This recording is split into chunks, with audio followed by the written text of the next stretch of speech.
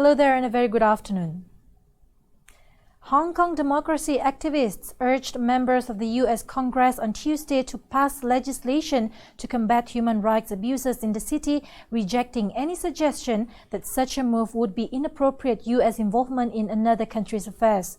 Speaking at the Congressional Executive Commission on China, singer and activist Denise Ho said this is not a plea for so-called foreign interference. Instead, this is a plea for democracy. The panel of witnesses also urged members of the commission, which include senators and members of the House of Representatives from both parties, to take actions that might affect Hong Kong's economy. Facebook will work with law enforcement organizations to train its artificial intelligence systems to recognize videos of violent events as part of a broader effort to crack down on extremism.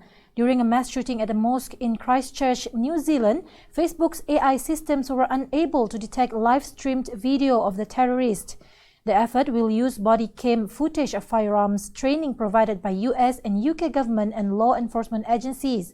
Facebook also expanding its definition of terrorism to include not just acts of violence intended to achieve a political or ideological aim, but also attempts at violence, especially when aimed at civilians with the intent to coerce and intimidate.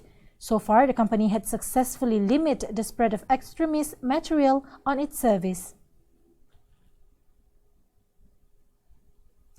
The United States is considering how it will confront China during the annual gathering of world leaders at the United Nations next week over its detention of some 1 million Muslims in remote Xinjiang.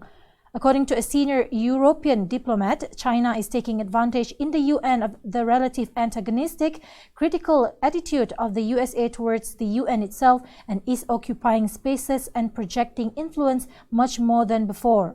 During the high-level UN gathering next week, Secretary of State Mike Pompeo has said the United States would seek support in calling out China's detention policy. In July, he called China's treatment of Uighurs the stain of the century and that China was home to one of the worst human rights crises. And that is all from me. I'm Shira Abang Manso for TV Sarawak. Anytime, anywhere.